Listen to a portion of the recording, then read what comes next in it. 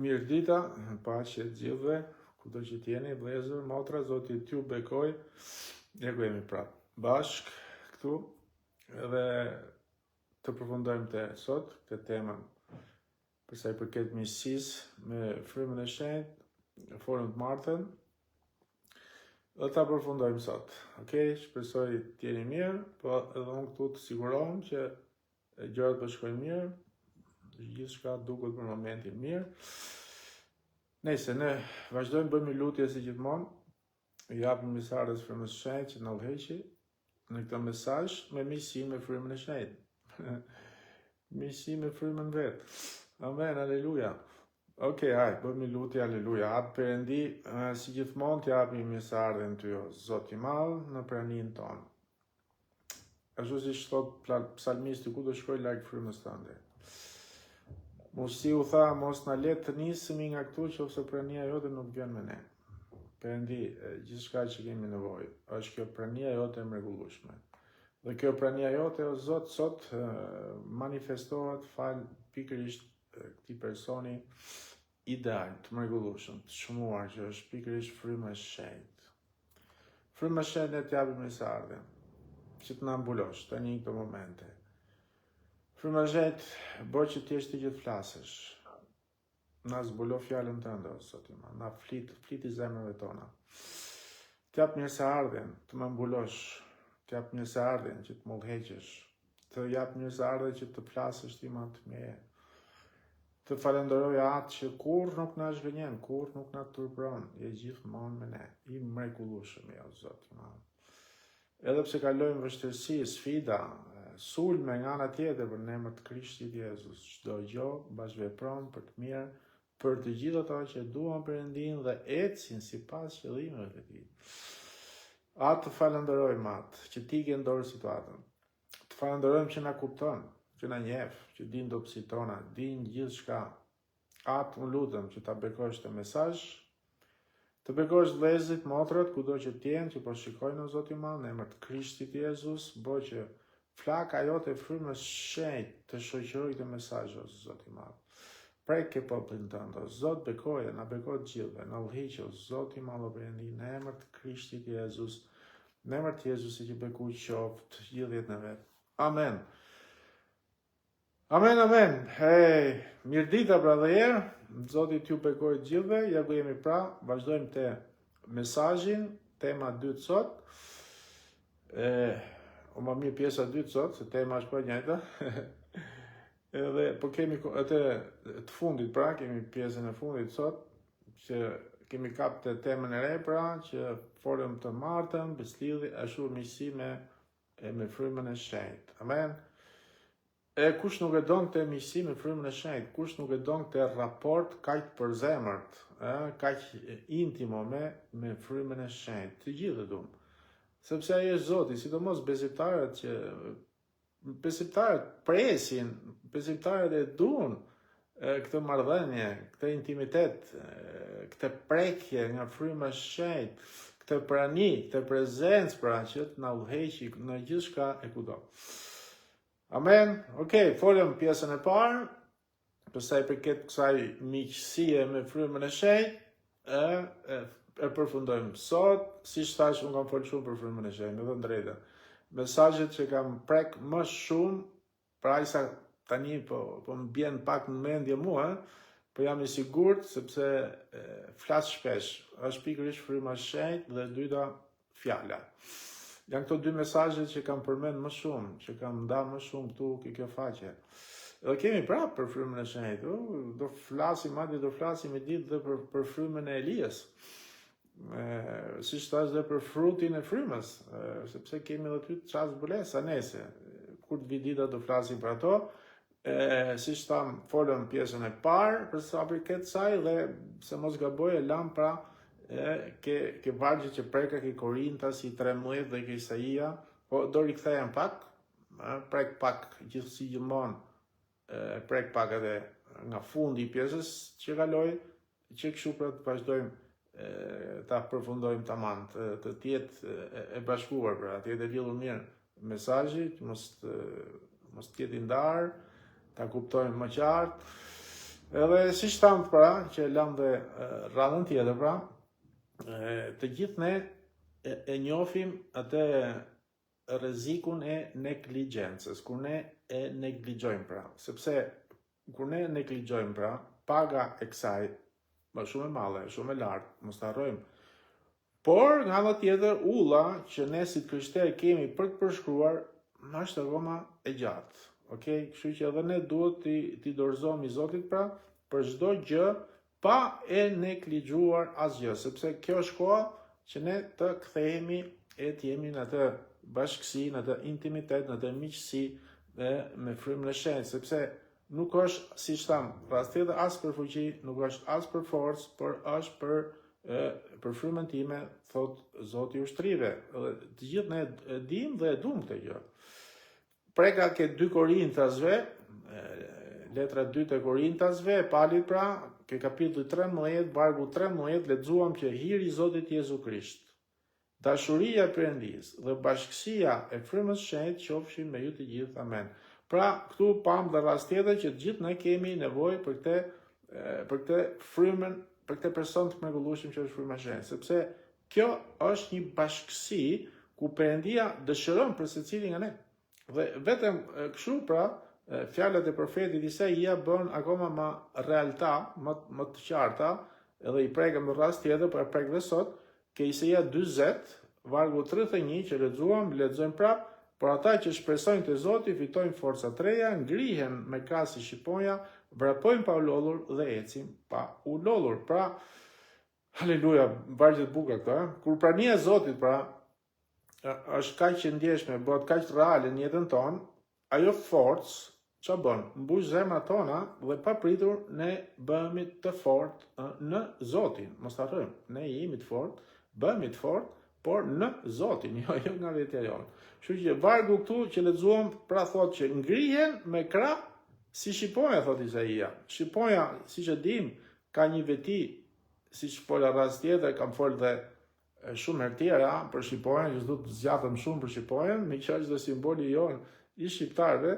Kështu që shqiponja ka një veti që nuk ngrihet kur të nis atë, si më themi, nuk e nis kur fluturimin e vet, në qoftë se më përpara nuk vjen kjo rrymë erës që ta çojë në atë destinacion pa u lodhur fare. Dhe vetëm kur rrymë erës është e ndjeshme dhe e shikon qartë që me të vërtet ja del, atëherë ajo pra i dorëzohet asaj rrymë erës. Sa bukur kjo. Shqiponja i dorëzohet rrymës së erës. Sa mrekullueshme është që ne ti dorëzohemi rrymës së frymës shenjtë kur vi. Ta lejojmë frymën e shenjtë që të na udhëheqë jo sforcat tona. Edhe shqiponja bën këtë gjë. I vjen ai korrenti, pra ajo rryma e ajrit, edhe bum i dorëzohet dhe nis fluturimin pikërisht aty. Edhe shkon në atë destinacionin e vet, siç e lexojmë këtu, pa u lodhur fare. Sepse kjo? Sepse e udhëheq rryma e erës. Okej? Ja pse ne bijtë Perëndis paragonohemi, krahasohemi pikërisht pra me shqiponjen, sepse edhe ne kur nuk mund ta nisim kurr ullën ton, nuk mund të nisim edhe lutjen ton pa praninë e rrymës së erës, që në këtë rast mund themi pra pa praninë e frymës shenjtë. Okej? Ja pse shqiponjat i dorëzohen, duhet i dorëzohemi edhe ne frymës shenjtë, sepse pa frymën ne lodhemi. Ja pse shqiponjat nuk lodhen. Ja edhe pse ne nuk duhet lodhemi, sepse është për frymën e shenjtë, nuk është për sforcat tona. Ama ta presim, ama ta dim se si t'i japim mirëseardhjes frymës shenjtë. Por ka shumë krishterë që as e pranojnë si person, madje si mund të hecin ato. Si mund ta lejojnë frymën e shenjtë ato që të udhëheqë lutjet apo jetën e tyre, kur ato se pranojnë. Edhe vetëm lodhen, fjalë bosh, asgjë më shumë, vetëm zhurmë, e mjaft. Sepse siç thash, pa frymën e shenjtë, lodhemi dhe nuk arrim as në destinacionin e duhur, por me frymën pra çdo gjë shkon si më mirë. E gjithë kjo është ku do dalim me këtë. Do dali që gjithë çelësi, gjithë sekreti i kësaj, që ta lejojmë pra frymën e shenjtë që të udhëheqë jetën tonë të lutjes, jetën tonë krishterë, gjithë sekreti, gjithë çelësi pra është pikërisht pra kjo bashkësi. Është ky pra kjo intimitet me frymën e shenjtë. Ky është rezultati. rezultati i kësaj nisje, rezultati i kësaj ose e këtij intimiteti, rezultati i kësaj që ne të fillojmë lutjen tonë ose të ecjen tonë krishterë pa u lodhur, është pikërisht pra rezultati i bashkësisë me Zotin. Por çfarë pagë paguajmë ne këtu për shembull? Është Jezusi ai që paguajti herën rreth parë të hasapin tonë, si i themi ne, të pagën tonë. Por ana jonë është ne të kalojmë kohën, të japim më shumë kohë Jezusit. Pra ti dorëzohemi atij në çdo gjë. Dhe kur e bëjmë këtë, sepse është kjo ajo që Perëndia po pret nga ne. Atëherë, kur ne bëjmë këtë, që japim gjithë kohën tonë Zotit, atëherë ai pra komunikon me ne dëgjojmë zërin e tij, kështu fillojmë e ndjekim dhe e adhurojmë Jezusin. Amen. Pra Jezusi, si që tim, gjithë kemi lexuar për shembull ke ungjit, shikojmë se si vetë Jezusi u zgjonte herët në mëngjes, u luste, pra fliste me Atin në lutje. Por kishte raste që të gjithë natën madje Krishti e kalonte në lutje, një gjë që ne në fakt nuk e dalim dot, nuk e bëjmë dot gjithmonë. Por Bibla na mëson që të lutemi rregullisht e kudo dhe pa pushim. Dhe ne duhet ta bëjmë këtë, sepse kur e bëjmë këtë çdo ditë, po ta bëj çdo ditë, e ne zhvillojmë këtë bashkësi pra me Zotin tonë. Por kur ndalojmë ta bëjmë këtë, atëherë ne na duhet pra ta nisim prap nga fillimi. Dhe ja pse lutja e Jezusit që i mëson dishepujt, siç e dim pra ke Mateu, që thot Aty ynë, thot për bukën tonë të përditshme na e jep sot. Ku do dali me këtë? Zoti kemi folur shumë herë. Dhe me këtë Zoti po thotë që lutja e djeshme ishte për dje. Okej? Por për sot nevojitet lutje e sotme, ashtu dhe për nesër e gjithmonë. Ja pse ne na duhet që ta praktikojmë për ditë, të dimë se si pra të jetojmë për ditë, ta praktikojmë për ditë këtë praninë e frymës së shenjtë. Dhe siç fola radhën që e kaloi pra, që ishte fryma e shenjtë ai që e transformoi këtë tokë që ishte kaotike në perfekcion. Dhe kjo vetëm fal fuqisë tij, pra fal fuqisë frymës së shenjtë. Imagjinoni tani se si e transformoi nga kaotike në perfekcion kur ai fluturonte mbi planetin Tokë. Më parë ishte errësira e vdekja që dominonte. Okej? Por fal frymës së shenjtë, çdo gjë kthy pra në jetë. Janë shumë të ata besimtarë që ndodhen në këtë errësirë, që ndodhen në këtë vdekje frymore, ndodhen në këtë shkatrim, ndodhen në këtë zbrazëti, por nuk arrin të kuptojnë këtë, sepse ato mendojnë që janë të mirë nga ana fizike, janë mirë fizikisht, si unë dikur, isha mirë me gjithmen, janë madje disa kujtojnë që janë dhe të mirë, janë dhe të bukur nga ana paraqitjes, janë mirë nga ana financiare, madje I përkasin ndoshta edhe një feje, shkojnë edhe në kish, e praktikojnë në një mënyrë apo një tjetër, dhe kujtojnë që jeta tyre është në dritë. Por nuk është ashtu. Bibla është e qartë. Nuk është ashtu. Sepse pa praninë të vazhdueshme të frymës së shenjtë në jetën tonë, ne jemi si mu themi, në kaotik, jemi në errësirë, në zbrazëti, jemi në vdekje. Të pëlqen apo nuk pëlqen, në qoftë se ky intimitet në frymën e shenjtë, qoftë se kjo bashkësi në frymën e shenjtë, qoftë se kjo miqësi në frymën e shenjtë, nuk është e përditshme, të rrodh ty financat, bukuria, fiziku, o fejat që ti I përket. Është fryma e shenjtë pjesë e jetës tënde apo jo? Po të udhëheq fryma e shenjtë jetën tënde apo jo? Se përndryshe ti ndodhesh në një zonë kaotike, ndodhesh në vdekje frymore, je I zbrazët, pra je I vdekur, sepse mungon paqja, mungon gëzimi, mungon liria. Madje këto janë dhe sklever të errësirës dhe të varfërisë frymore.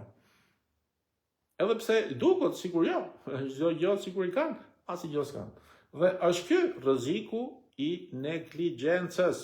Dhe paga është shumë e lartë pra për të paguar këtë gjë pastaj, sepse e dim se sa të mërshme është. Ja pse na na duhet që të kthehemi ta njohim frymën e shenjtë, okay? Dhe e dim që është një person i fuqishëm dhe që është vetë Perëndi.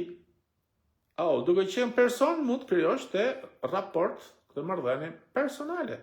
Mund të flasësh, mund të shoqëroj.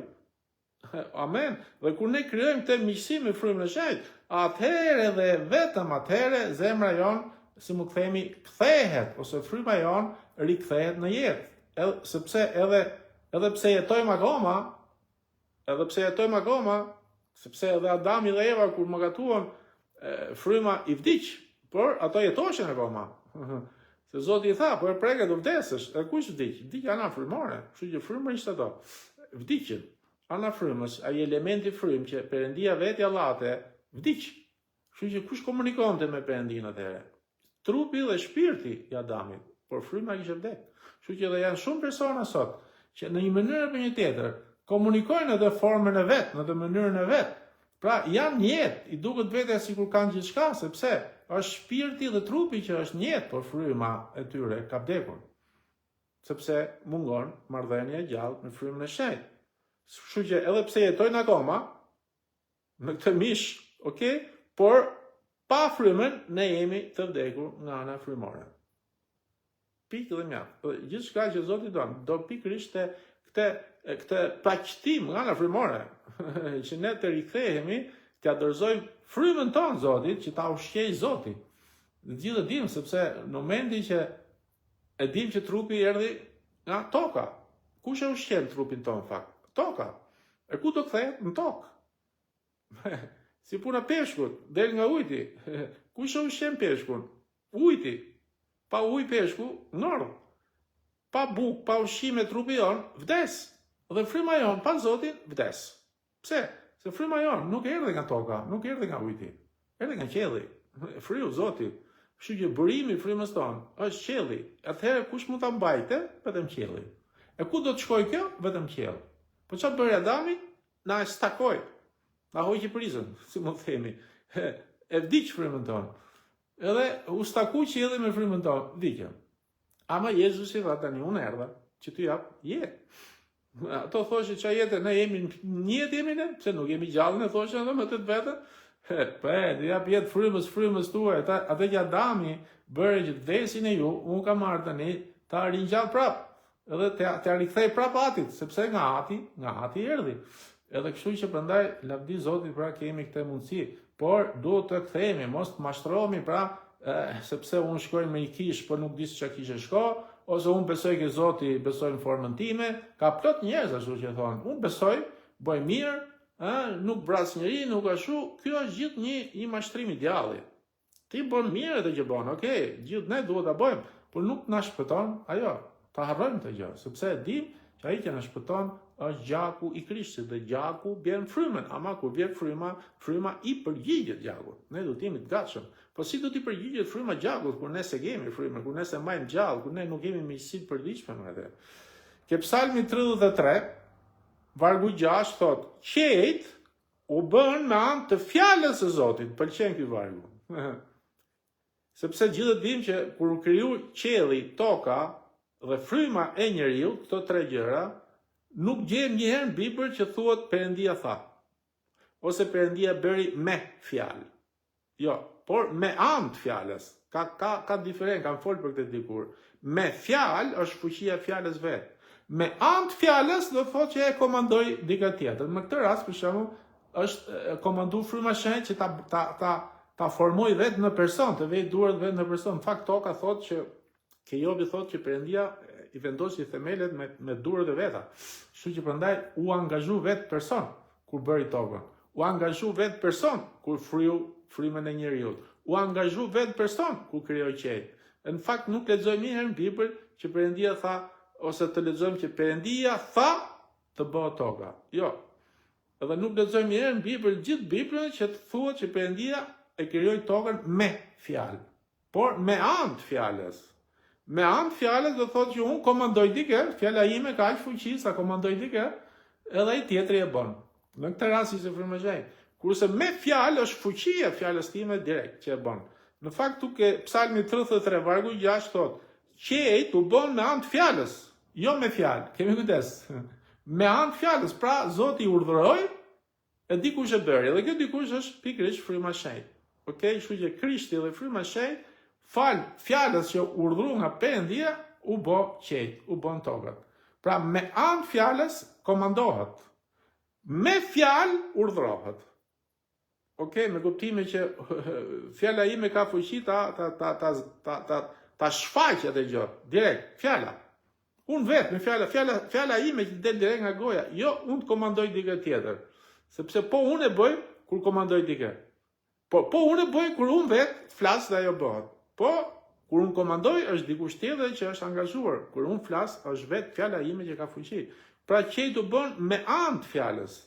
Pra urdhëroi dikë tjetër, në këtë rast frymën e shenjtë.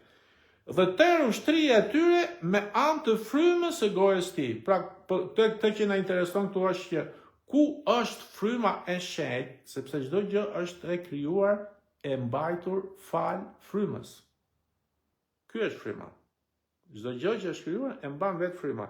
Ke Psalmi 104, vargu 30 lexojmë. Ti dërgon frymën tënde dhe ata krijohen. Haha. Urdhër. Zoti çon frymën dhe ata krijohen fal frymës. Kështu ti ripërtërin faqen e dheut.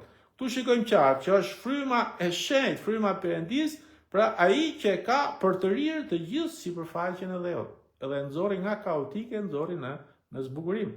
Dhe të njëjtën gjë bën edhe me jetën tonë. Ne që jemi kaotik, ne që jemi në errësirë frymore, kur është fryma e pranishme e çon në dritë. Nuk është e mjaftueshme pra që të kesh, si mu themi, ta njohësh si person i frymës shenjtë. Të dish që ka një person i frymës shenjtë, o të thush ati biri i frymës shenjtë, okay? Ose ndoshta ke taku dikur, por nuk është e mjaftueshme për ta kesh taku dikur frymën në të kaluarën, sepse nuk mjafton, por na duhet që të takojmë për ditë, për ditë, dhe të ecim me të për ditë, okay? Ja pse Pali thotë që lutuni për ditë, duhet lutemi për ditë, mos ta shujmë frymën e shenjtë. Si ta mbajmë ndezur frymën e shenjtë? Kur lutemi për ditë, sepse miqësia me frymën e shenjtë nuk është një gjë që stabilizohet vetëm një herë kur e takon ti edhe mjaft hajt natën mirë për japim lajme, si e themi ne. Por duhet që të jetojmë edhe tani e përgjithmonë bashkë me atë, sepse pa këtë miqësi të vazhdueshme, të përditshme, ne vdesim. Okej? Ja pse Davidi thot, mos më privo nga fryma jote o Zot. Fjalët e Davidit. Mos më privo nga fryma jote o Zot. Unë çuditëm ato që se pranojnë frymën e shenjtë si person, si Perëndi, e si gjithçka që kemi nevojë, që mjafton vetëm një herë ta lexosh Biblën me kujdes.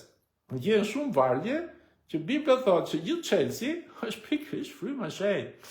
Që pa frymën e shenjtë nuk ke asnjë krishter. Duhet ta flas dhe këtë. Mos e qy veten krishter, nëse fryma e shenjtë nuk është ndezur, nëse fryma e shenjtë nuk është në jetën tënde. Pra mos më privo, thot Davidi, nga fryma jote o Zot, sepse Davidi e kishte kuptuar që po të humbiste këtë bashkësi me frymën e shenjtë, ai ishte i fundosur. Kishte marrë fund. Ke Isaia, pipa kuj, më fali.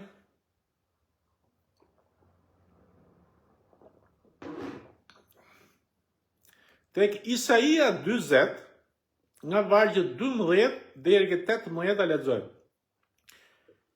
Pra Isaia 20, 12-18. Kush i ka matur ujërat me gropën e dorës? Kush ka marrë përmasat e qiellit me pëllam? Kush ka mbledhur prunin e tokës në një mas apo ka peshuar malet me një peshore dhe kodrat e tyre me një kandar? Kush i ka marrë përmasat e frymës së Zotit? Ose si këshilltari i tij i ka dhënë mësime? Me kë është konsultuar që t'i jepet mend, t'i mësonte shtegun e drejtësisë, t'i jepte dituri dhe t'i tregonte rrugën e arsyes.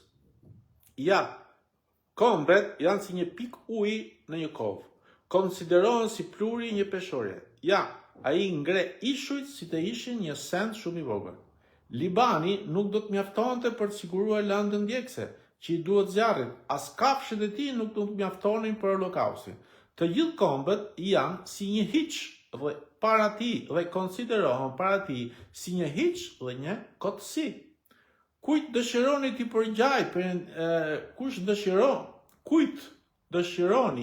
përngjaj Perëndia dhe çfarë figure do t'i vinit përballë? Atëre, këtu po flitet pikërisht për frymën e shenjtë. Këto vargje, nëse se keni arritë i kuptoni, këtu këto vargje flasin pikërisht për frymën e shenjtë.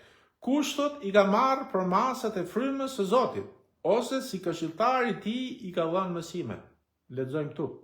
Këtu flitet për fuqinë e Trinitetit. Flitet për frymën e shenjtë që është një frymë jete. Kur Perëndia i fryu Adamit, si rezultat i kësaj, fryma e Adamit u formua si rezultat i aksionit të frymës shenjtë.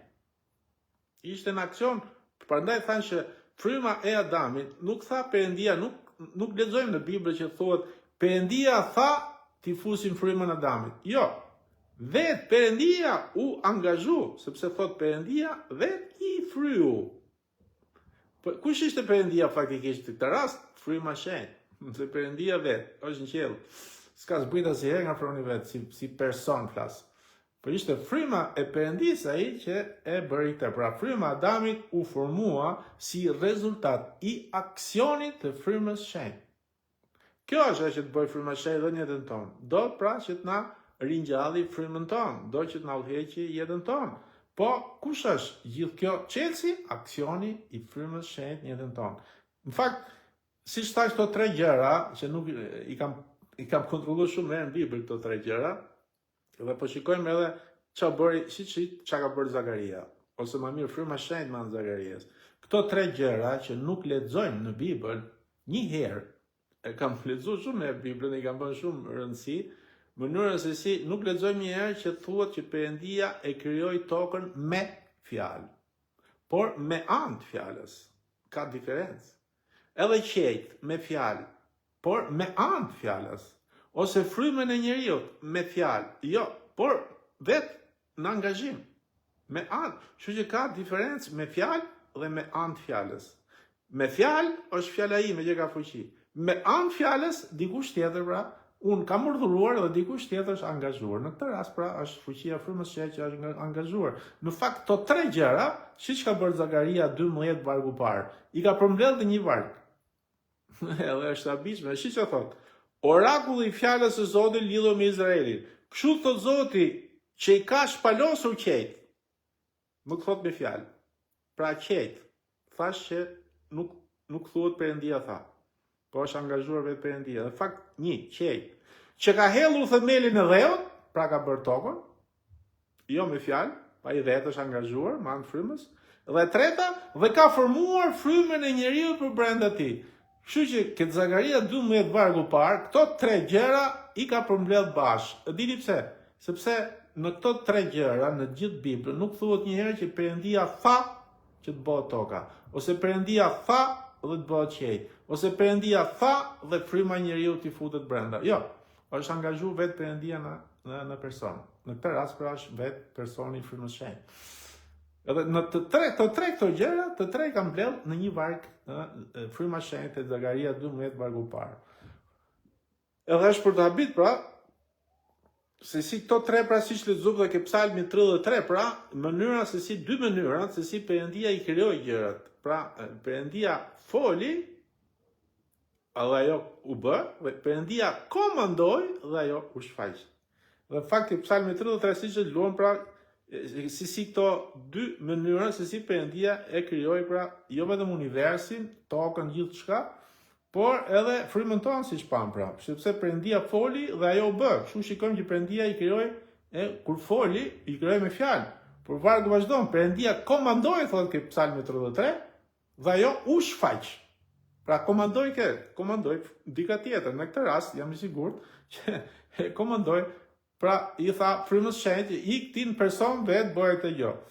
Pra, këto tre gjëra që Perëndia për mua nuk i ka krijuar me fjalë, por me fuqinë e frymës shenjtë, pra me fuqinë e vetë personit që është fryma e shenjtë.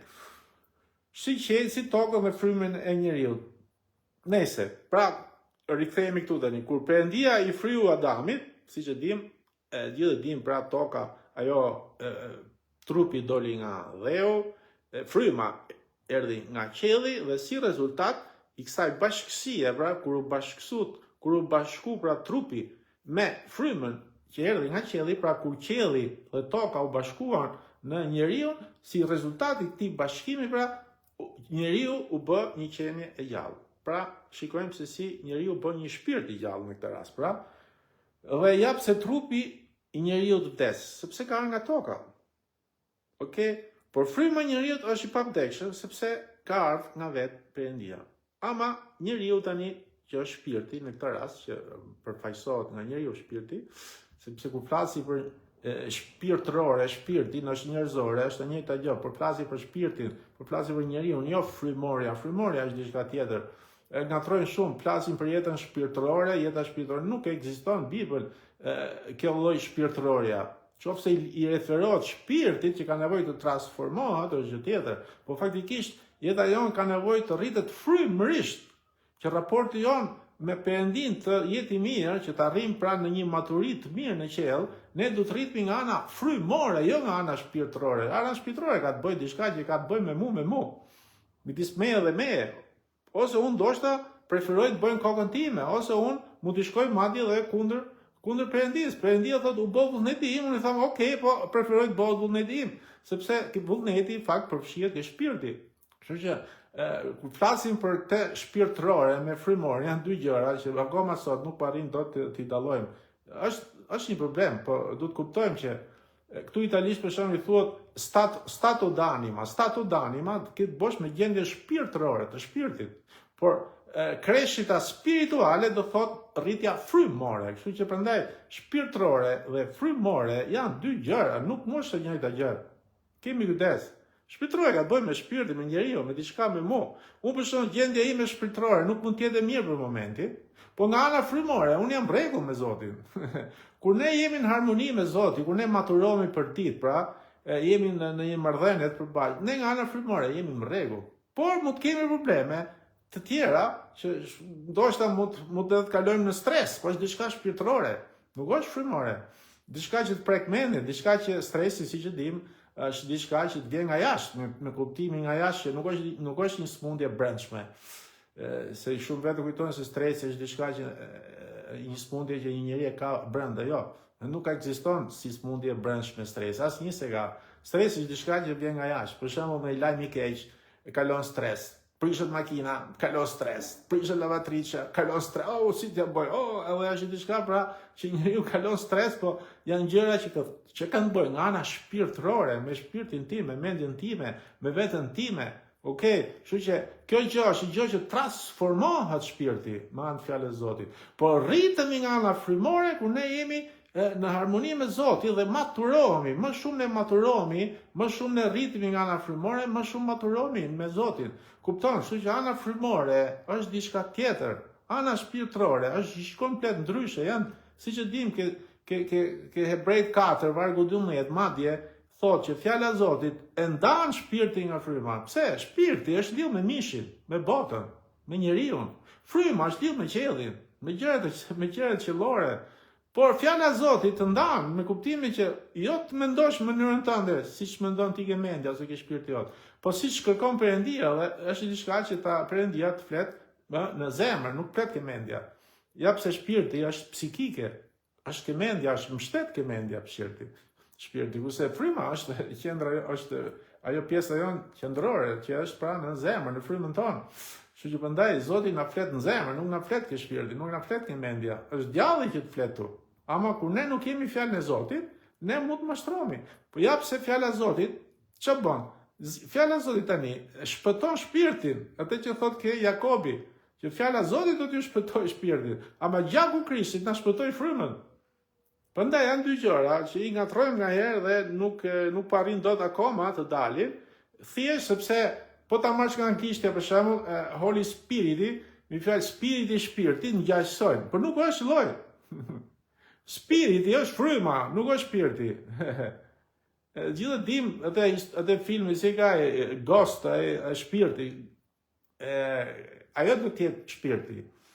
Ghost, se mos gaboj nga anglishtja do thotë shpirti, që ka të bëjë me njeriu. por Holy Spiriti, fryma shenjtë, jo shpirti shenjtë.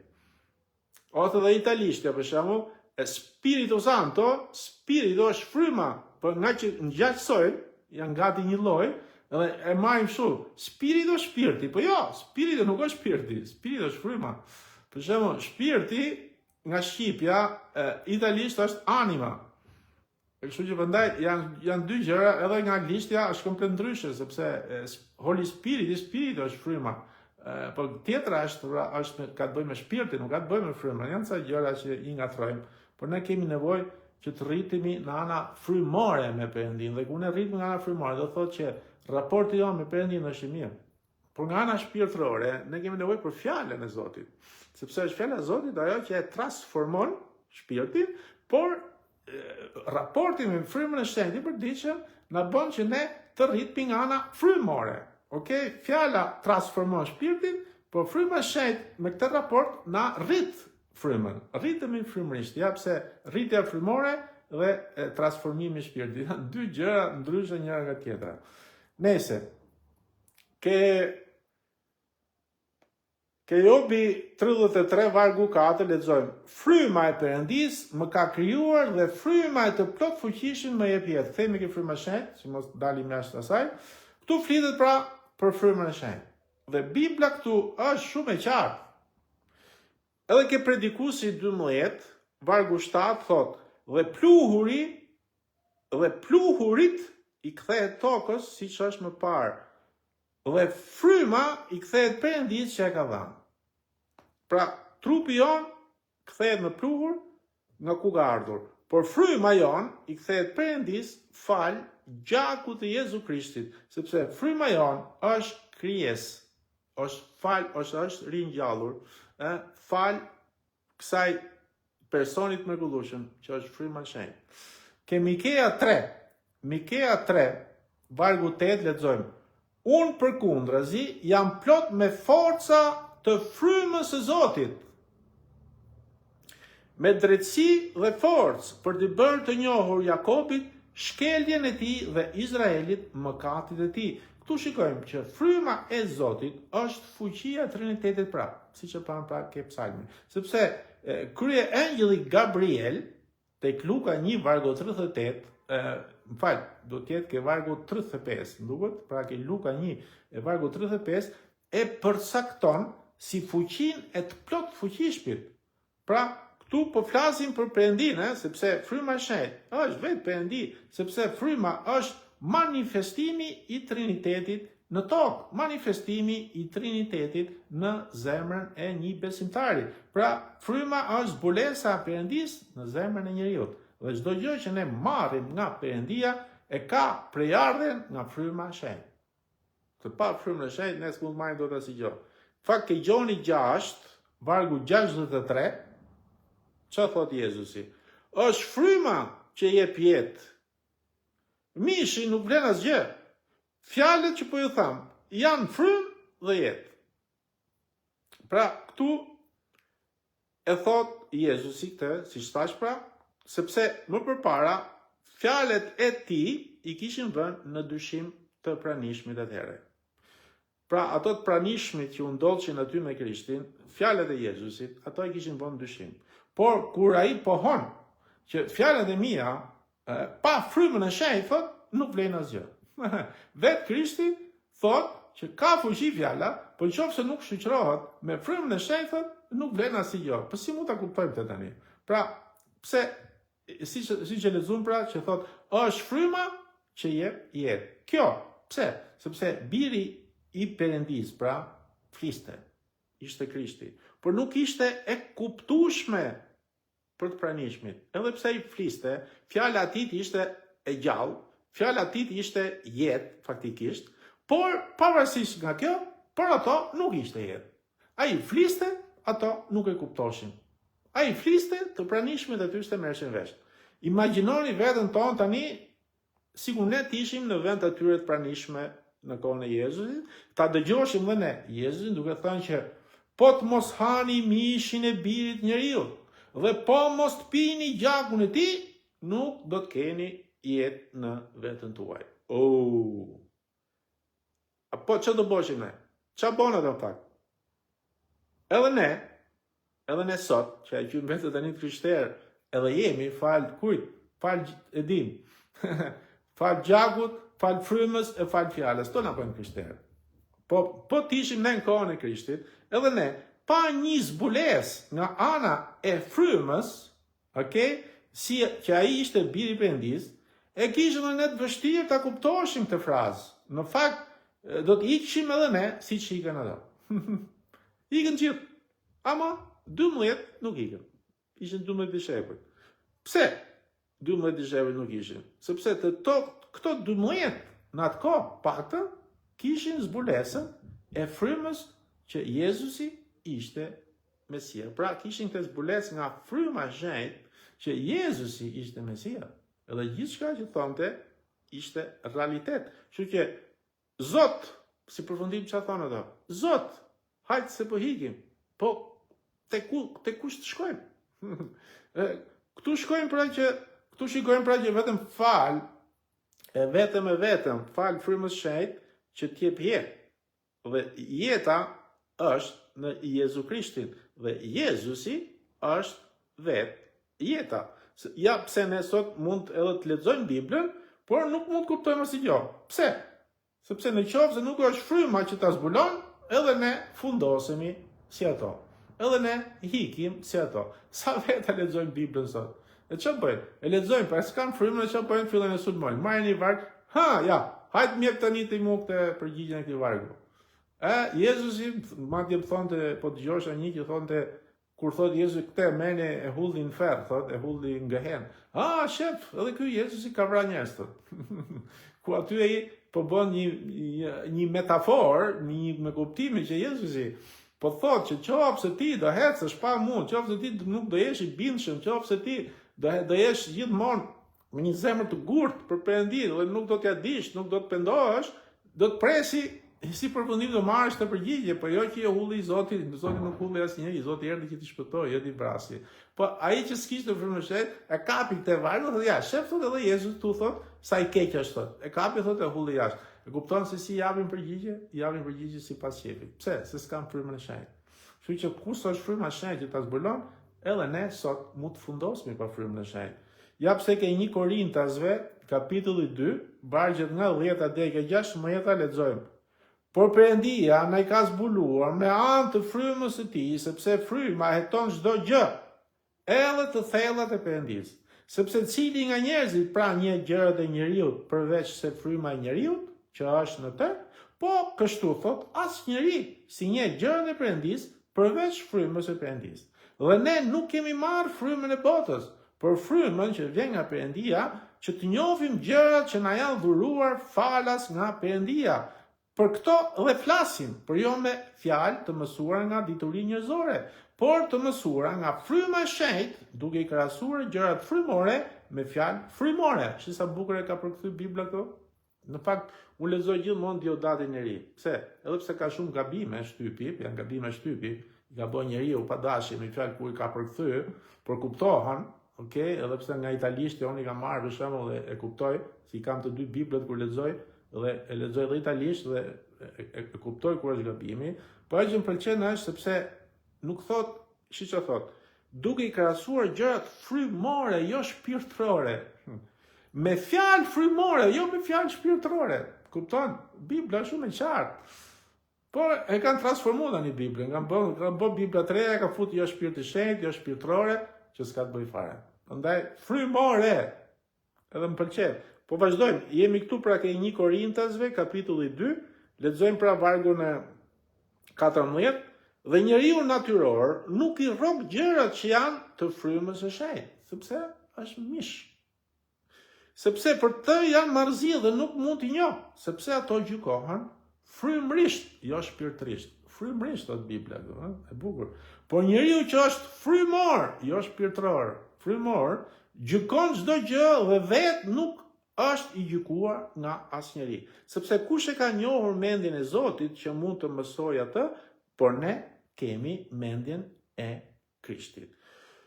Tu shikojmë që është fryma e shenjtë që na zbulon të thellat, pra gjërat e Perëndisë. Sepse fryma është një person i vërtet, ashtu siç është Ati, ashtu të është biri. Janë të tre në një në tre. Dhe ja pse adhurimi i shkon edhe frymës shenjtë, ashtu si ja japim edhe Atit edhe birit. Bibla thotë që fryma shenjtë është një person me intelekt që heton çdo gjë. Në fakt nuk duhet të përzgjatëm, por qoftë i doni edhe këto për shembull, ke 1 Korintasve, kapitulli 2, vargu 10, thotë që fryma shenjtë ka një intelekt. Fryma është një person me vullnet. Këtë lexojmë tek 1 Korintasve 12, vargu 11. Është një person me emocione. Dhe shikojmë tek Romakët 15, vargu 30. Dhe ke Efesianët 4:30 thuhet sepse fryma na don. Dhe trishtohet, thot Bibla. Kupton? Kështu që edhe në dashka, kështu që fryma nuk që ka mjegull, që ka i person, sepse ka intelekt, ka një intelekt, na don, provon emocione, ka një vullnet, gjithë të pjesët për sa për lexova, pra, bojnë kuptojnë që fryma shenjtë është një person dhe Perëndi. Kështu që fryma shenjtë nuk është as më i dobët në fuqi, e as shërbëtor i Trinitetit, kemi kujdes. Fryma shenjtë nuk është i dobët, madje është gjithë forca, ta marrësh nga janë. Edhe pse është rëndit i treti, po jo se është rëndit i treti se është më i vogël. Nuk është rëndit për atë. Kështu që nuk është as i dobët, e as shërbëtor i Trinitetit, por është Perëndi plot fuqishëm në veprim e sipër, sepse ajo që po vepron sot është fryma shenjtë. Ja pse quhet fuqia e Trinitetit, personi i Trinitetit, se e vetmja sot tun tokë për momentin që është në veprim e sipër. Në fakt, unë kur e kuptova këtë, që si fryma shenjtë është person dhe Perëndi, jeta ime ndryshoi totalisht vetëm fal kësaj. Dhe ishte aty që unë fillova ta trajtoj, siç e dini dhe kam folë, frymën e shenjtë si person, sikur e kisha, sikur edhe pse si shikoj, po e kam tu një lloj, e di që është tu dhe flas me atë. I jap një sa ardhe, na adhuroj. Okej. Kështu që Jezu në fakt tha shumë qartë që unë do t'i lutem Atit dhe ai do t'i jap një ngushëllues tjetër si unë. Pra si unë, kush ishte Jezusi? Person. Kush ishte Jezusi? Perëndi. Kush ishte Jezusi? Gjithçka. Atëherë do të jap një si unë. Kush është ky si unë pra? Perëndi. Kush është ky? Një person. Pra që i referohet frymës shenjtë, ku do të qëndrojë me ne gjithmonë. Dhe sepse siç e dim, Jezusi nuk mund të qëndronte gjithmonë, për fryma po. Pra, që ishte pra fryma e së vërtetës. Atë që thotë ke Gjoni 14, vargjet 16 dhe 17. Dhe ishte këtu që arrita unë ta kuptoj që fryma shenjtë është ai që zbulon të vërtetat. Dhe tek Gjoni 16, vargjet 7 dhe 8, Jezusi tha që kur fryma të vi mbi ju, do t'ju bind për mëkat, për drejtësi dhe për gjykim. Ja pse Jezusi tha që është më mirë që unë, thot Jezusi, ti iki, t'ju le juve, më mirë të ngjitëm qiellun, se sa të rri këtu me ju. Sepse unë po të rri me ju, unë po të flas me ju, natë ditë ju prapë s'merrni vesh. Prapë se kuptoni këto gjëra. Kështu që me që ju i morë ato që unë fola, edhe fryma shenjtë do t'i glendi tani në një letër dhe i shkrujti 4 ungjise që ti, gjithçka që Zoti foli, po tani është më mirë që unë t'iki, që kur të vijë ai do t'ja zbuloj. Ja pse ishte Jezusi që tha që është më mirë që unë t'iki, është më mirë që t'i lej dishepujt, është më mirë t'iki se sa të rri me këto, sepse kur të zbres fryma shenjtë, dishepujt madje, siç e kam thënë edhe këtë, kur erdhi fryma shenjtë, dishepujt filluan ta kuptojnë çdo gjë që Jezusi kishte thënë gjatë 3 vjet e gjysmë që ishte me ta. Ata kishin dëgjuar, po s'kishin kuptuar asgjë. Kur erdhi fryma e bëri të kuptojnë. Kështu që madje kur erdhi fryma shenjtë që Jezusi nuk kishte më ato, kishte ikën në qiell, ata kishin për 3 vjet e gjysmë e prapë se deshin ashtu siç u desh. Nuk e kuptoshin ashtu siç e kuptoshin. Por kur iku Jezusi dhe erdhi fryma shenjtë që Jezusi ishte më ato, por ishte fryma, ato jo vetëm që e kuptuan, po ato fillon ta don Jezusin më shumë se që deshin kur ishte ai në tokë. E njoftën më shumë se që njoftën sa kur ishte në tokë. Kështu që ishte kjo pra që gjithë të pra bëni vetëm ardhe e frymës shenjtë, sepse fryma për ata ishte dhe është edhe për ne sot një mësues. është jeta, është ngushëlluesi, është avokati, është gjithçka që ne kemi nevojë.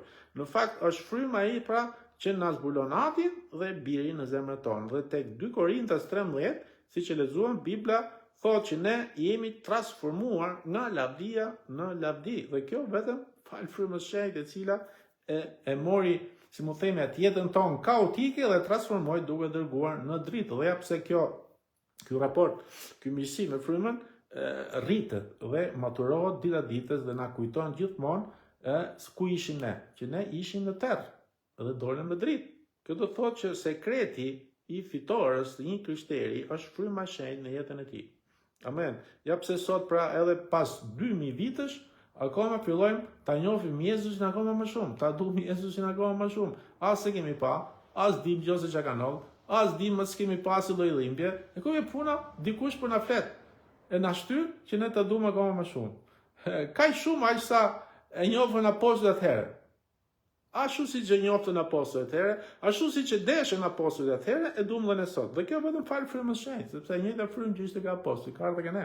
Pra mund ta njohim akoma më thellësi se sa e njohim akoma sot, në qoftë se ne qëndrojmë gjithmonë me Zotin Jezus. Mund të dëgjojmë çdo ditë zërin e Jezusit, sepse në fakt Jezusi tha që unë jam me ata dhe ata në mua. Dhe imagjinoni me këtë intimitet me Birin e Perëndisë së gjallë, ku Bibla e përshkruan kockat e kockave të tij dhe mishi i mishit të tij. Me fjalë tjera, Jezusi po thotë që unë jam në ata dhe ata në mua. Dhe kjo është një bashkësi e një jete njerëzore. Dhe dishepujt këtë kuptuan vetëm kur Jezusi u ngjit në qiell. Dhe kur dërgoi që ndej frymën e shenjtë, sepse edhe pse ishin me mish e me kocka aty, duke ecur, duke folur me ata, por ata nuk e kuptoshin këtë intimitet. Dhe ky intimitet sot i përket secili nga ne që beson në Birin e Perëndisë, pra në Jezu Krishtin. Ky mesazh që e përfundova, si mu themi, sepse nga herë siç e dini, unë flas kaloj, por më pëlqen të flas për frymën e shenjtë. Sepse janë shumë që du të dinë, janë shumë që kanë kaluar shumë kohë përpara pa ditë asgjë për mirë për frymën e shenjtë. Edhe kjo në fakt më vreti çik mu. Edhe se si kur ne faktikisht ne du dim më shumë pikërisht pra për frymën. Po s'ditë për frymën, nuk kuptoj fjalën. Lexo fjalën që ditën. Ja pse du dim më shumë të dim për frymën, më shumë të hym, më shumë kemi një marrëdhënie me frymën, aq më shumë fryma na ndihmon që të kuptojmë dhe fjalën. Prandaj gjithë çelësi është fryma e shenjtë. Prandaj është një mesazh që po ndava, që ka të bëjë dhe me jetën time në Krishtin, ja pse e ndava, sepse tashmë u bën kaq vite që unë i shërbej Zotit, po akoma edhe sot Zoti, akoma për ditë Zoti më thret me një marrëdhënie, me një relacion akoma më thellë edhe më të ngushtë atë. Edhe pse kam kaluar kaq vite, ai prap thret me një marrëdhënie akoma më të ngushtë. Dhe kjo do thotë që për mua, edhe për ju të gjithë, që ne na duhet të jemi më të disponueshëm për Zotin, e jo për botën. Do të jemi më të gatshëm për Zotin, e jo për botën. Sepse më shumë ne të kalojmë kohë. Mos kujtojmë tani që tani besoj që unë i marrova punën e Zotit, kështu që unë s'kam gjë më, ç'kisha për të bëj. Bona, hajde në rrupashë. Jo. Ka prap. Kështu që prandaj është diçka që ne më shumë t'i japim kohën Zotit, edhe më pak botës. Dhe ja pse nuk mund të themi pra që kam dhënë shumë për Zotin dhe tani po ndaloj. Nuk bona kaq vite që dal tukë faqja. Mirë, vjen një moment edhe unë ndjej edhe lodhin, po vjen një moment që shplodhem, pastaj më duket sikur s'kam dalë asnjëherë, sikur s'kam ashtu, duket sikur të filloj nga para. E tham Zot, hajde, sa të jem këtu të thim, po e shfryzoj për ty te kohë. Kështu që mos mendojmë asnjëherë që tani i mbarova punën. Okej, tani po ndaloj sepse besoj që të kisha për dhënë unë, edhe dhe tani mjaft, tani po bëj çik punët e mia. Kjo është e tmerrshme. Ktu janë rrezuar shumë njerëz të mëdhenj Perëndis, sepse kanë bërë shumë fakt për Perëndin. Kanë qenë të mëdhenj nga shumë pikpamje, kanë bërë shumë gjëra, por kanë ecur me këtë idenë që unë tani e bëra ç'ishte për të bërë, tani po ndaloj, edhe të shplodhem çik. Ku do shplodhesh? Larg Zotit do shplodhesh, larg Zotit ti nuk shplodhesh asnjëherë. Larg Zotit ty do të pije zeza prapë më keq. Kështu që prandaj qëndro aty ku je. Asnjëherë hiqe nga mendja të thush që unë ç'kisha për të bërë tani e bona. Asnjëherë të thush që unë tani besoj që me Zotin e kam mbaruar punën dhe po ndaloj tani që të marrë çikat e ratin time. Sepse po ta bëjmë këtë, ne humbasim çdo gjë dhe nuk rritemi më. Okej? Dhe si përfundim, fillojmë nga aty ku jemi, ç'a bën? Po të ndalosh, rritesh, jo, po ç'a bën? Fundosesh. Edhe mund të vdesesh pastaj. Është çik e rrezikshme.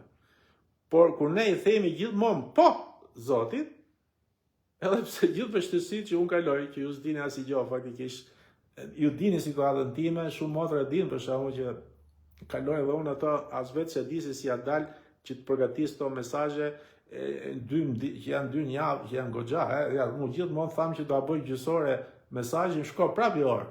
Kështu që imagjino tani të përgatis 2 mesazhe që nuk do t'i jap asaj vlerë vetes time, po e marr i fjalë në këtë rast tani që se si Zoti punon me mua. Jo unë. Si Zoti më jep fuqi, se unë vjen një moment tham nuk mund t'ja dal dot. E vetë opa, me orët, me gjithë gjërat, opa vjen momenti që jam i vetëm, thot hajde.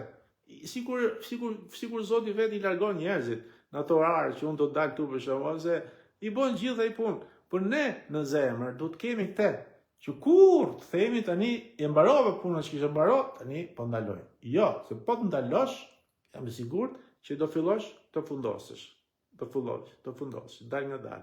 Po kur më thuj që do ndaloj? Çdo gjë pra shkon humbje, çdo gjë pra nuk rritet më. Qofse ne themi këtë. Dhe si përfundim, siç thash, mund edhe të vdesë diçka bërë shumë veta. Flas nga ana frymore vdekje, që mund të largohen, edhe është merri. Po kur ne themi Zotit gjithmonë, po, atëherë rritemi, atëherë rritet edhe ky, si më themi, ky intimitet, kjo miqësi e thellë me Zotin, dhe është kjo që Perëndia kërkon nga gjithë ne si besimtarë. Ky është ajo që kërkon. Kjo është mirësia. Prandaj duhet mirësia e përditshme, të rrim për ditë me Zotin. Të rrim për ditë. Kur mos themi që tani mbarova punën time. Kur mos themi tani që e bën dikush tjetër të punë. Ndoshta edhe mund ta bëj, por ti kur mos u dorëzo. Sepse nga momenti që ti thu, unë tani do ndaloj, do fillosh të humbësh terren, të humblisësh, të fundosesh. Por ne si besimtar ecim para. Dita e re, fllati i ri, vajos e re, ecim para, mesazh i ri. Derisa jemi këtë tokë, e shfrytëzojmë për Zotin. Edhe Zoti jam i sigurt që edhe pse do kemi sulme, probleme, sfida, mos e pyet më sa dush, po jemi qetë, kemi atë që bota se ka. Kemi atë që asnjë s'mund të marrë. Marrim më të paqe, atë gëzim. E Zoti në përfundim, pastaj e largon dhe këtë dallk sulmi, edhe e dyfishon bekimet edhe thush pastaj sa mirë bone që s'u dorëzova. O lavdi Zotit. Kështu që prandaj nuk ka kthim mbrapa në krishtërim, dhe kthimi mbrapa është vdekja e përjetshme. Okej, kështu që tani nuk e di të shikojmë, më pëlqen të prek fakt, po ndoshta më duhet përgatitur ndoshta edhe më mirë për një betejë, të flas pak për betejën frymore, si përfundim dhe betejën e mendjes.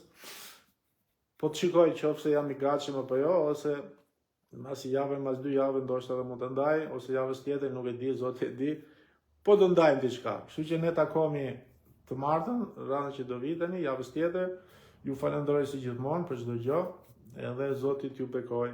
Mirupafshim, bekime.